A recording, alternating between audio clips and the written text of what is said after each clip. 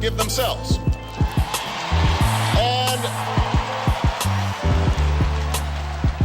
And as someone who watched my mother argue with insurance companies while she lay in bed dying of cancer, I will make certain those companies stop discriminating against those who are sick and need care the most.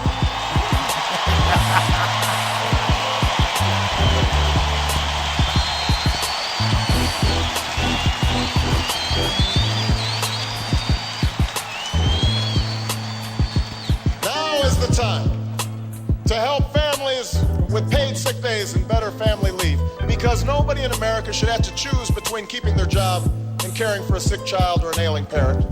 Now is the time to change our bankruptcy laws so that your pensions are protected ahead of CEO bonuses, and the time to protect Social Security for future generations. And now is the time to keep the promise of equal pay for an equal day's work, because I want my daughters to have the exact same opportunities as your sons.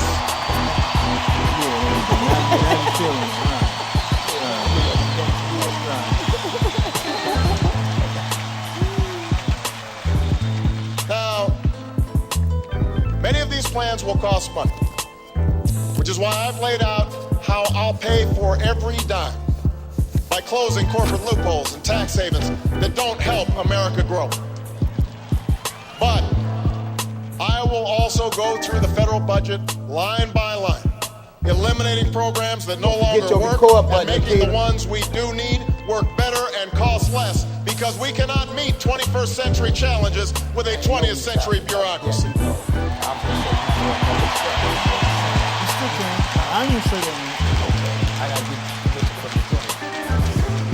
And Democrats, we must also admit that fulfilling America's promise will require more than just money. It will require a renewed sense of responsibility from each of us to recover what John F. Kennedy called our intellectual and moral strength. Yes, government must lead on energy independence, but each of us must do our part to make our homes and businesses more efficient. Yes, we must provide more land. My name is Rufus Johnson. I'm the founder and CEO of the RealTruthinc. We back with Series 2. My co-host, Bernatte Watson. Good evening. Welcome back to the program, sis. Thank you. My family and all of this, we back here. We're leading up to our forum September 27th. Now, I'm just going to go right into the program because time is of the essence. I'm going to have my co-host, Miss Bernatte Watson, to introduce our guest. Right. Good evening, and I am honored to be here and honored to have the opportunity to address our most current Cincinnati School Board candidate for 2013 election, Miss Ericka Copeland Dansby. And sitting next to her is her wonderful husband, Ericka Dansby, and we are all pleased to be here. Ericka has a lifelong continued, commitment to improving the lives of our children and educational opportunities for all of our children. A little later in the show, I'll have the opportunity to introduce her son, who is a product of Cincinnati Public Schools. They live in the community, they work in the community. Ericka has a vast variety of experiences with children. And as I always say about candidates that I support and I endorse, that, I always say 23,000 people voted for me, Ericka. And I'm hoping that those same people will come out and support her as well. I think she will be an excellent candidate. And she's just so involved in everything that she does. Currently with the Boys and Girls Club, she has done work with the Urban League, but always children and for the betterment of our children and for our school system. I am going to talk to Ericka a little bit more, but I just want her to say hello and give her an opportunity to talk a little bit about herself. Very well. Thank you, Bernatte. Thank you, Rufus. It's a pleasure to be here on The Real Truth. Okay, now I got to make sure you get your initiation. Okay. Now, the R stands for reality. Okay. The E stands for education. Okay. The A stands for attitude. Okay. Now, I want you to bring a lot of attitude to this show now. Got you on that. And the L stands for lifestyle. Okay. So now you endorsed by Rufus Johnson. That sounds good. What a pleasure. What what an opportunity. And I do appreciate those acronyms. And I'm going to bring a little attitude today as we talk about public education. That'll work. And I'll just give a brief introduction of myself. I am Ericka Copeland Dansby. I am a native of Cincinnati. I'm a graduate of Cincinnati Public Schools, and I think most importantly, I'm a parent of a Cincinnati Public School student. And I have worked in the inner city communities with families and children 25 years or more, actually, if I were to count college experience, and have had a lifelong passion for serving our children and our families. I am running for Cincinnati Public School Board very proudly and want to represent several very important issues. I think first and foremost, we need to talk about equity in education as it relates to all children, regardless to our zip codes, regardless to our race, regardless to our backgrounds. And number two, I'd like to talk about excellence in the classroom. We must equip our teachers, our principals, our administrators with excellence. That means curriculum, that means methods of teaching, that also means having our kids prepared for a 21st century workforce once they do indeed graduate. And also very important is engagement with our community. It's very, very important that we keep our community engaged, that we keep our parents engaged, that we offer opportunities for the parents to interact with their teachers, to interact with the administrators, and including the board. So those are my 3 E's, and we can dive a little bit more into them as we continue to talk. Great. All right, now it's like you get it all together. I'm scared to ask you any questions.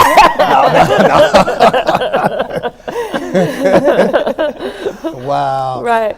Well, you want me to start, Rufus? Let me do. ask Ericka a question. And she talks about engagement with the community and engagement with the teachers and the students, as well as the superintendent and administration of the school board.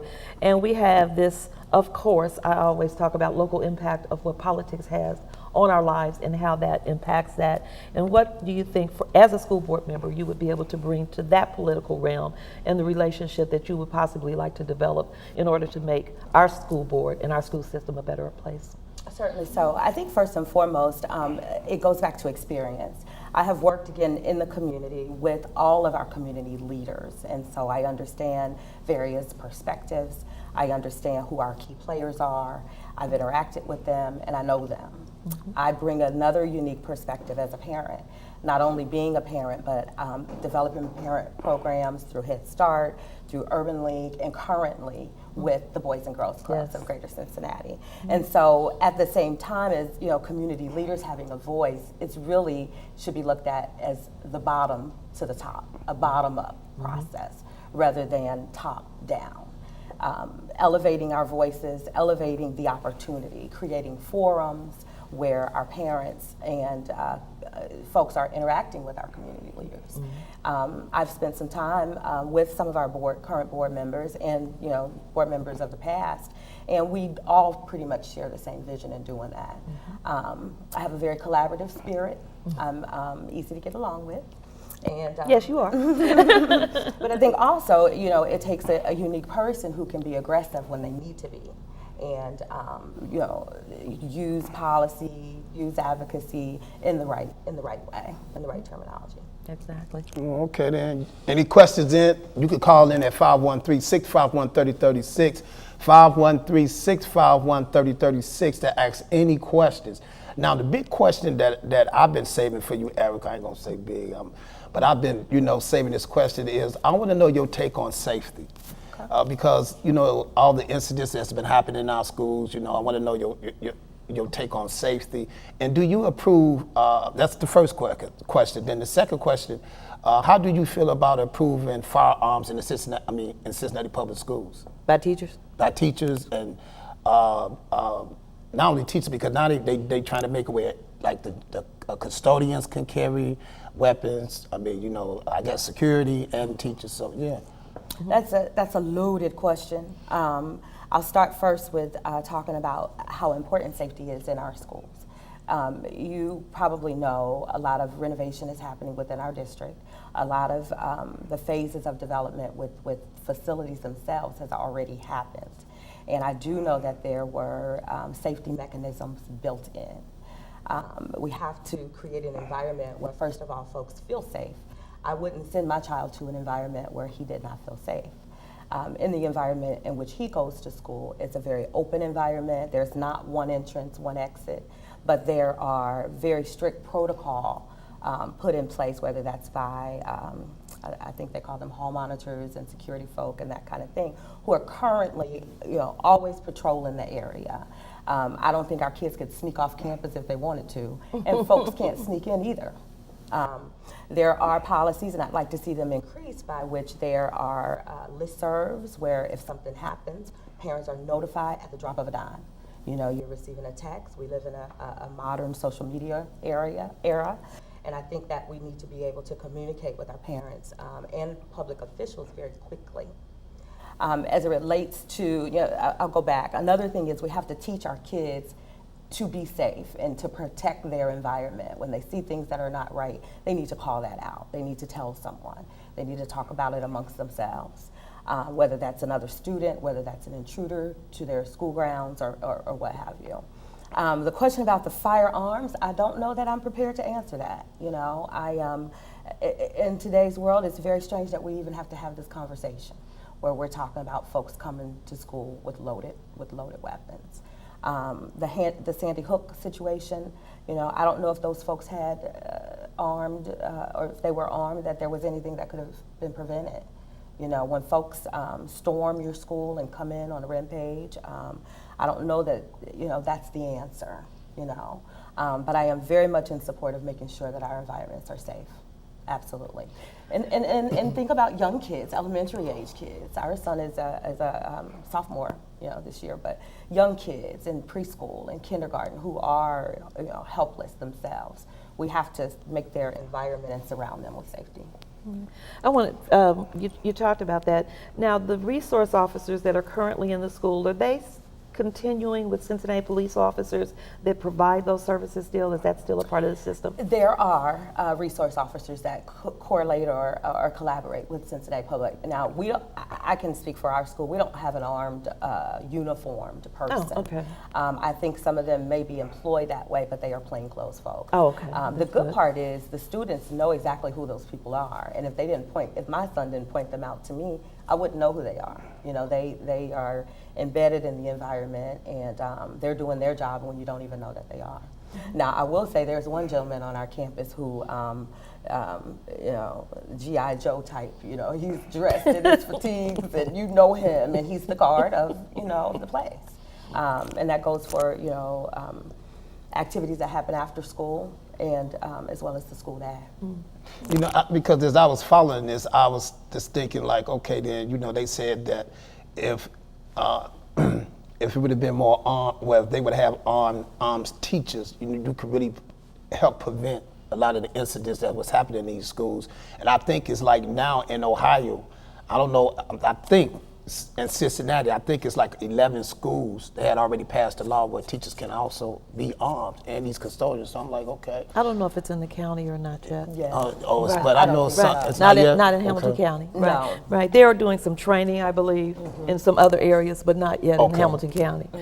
One of the other things, Rufus, if I may for a second, and I'll let Ericka continue with any of your additional questions to that, I did want to share is one of the things that Rufus and I are trying to bring to the table is to give the opportunity, not necessarily, for your policies and the things that you're doing, but for people just to know who you are. Sure. Just to know who you are. And in saying that, and that was why I had asked you to have your husband to join you and have Derek here with me. Yeah. Derek and I worked together for many, many years, and I was very honored that you and Derek both came to me when you made the decision to run, and the conversation and the very frank conversation. And what I wanted to share with our audience is as well that you have to know people and be able to, what I've had the opportunity to do, to feel the passion that you have for what you're doing. Sure. It takes a lot for a husband and a wife and to juggle and maneuver your lives to actually put yourself out there to be a public servant. And I found that very much within the both of you and your willingness to do that.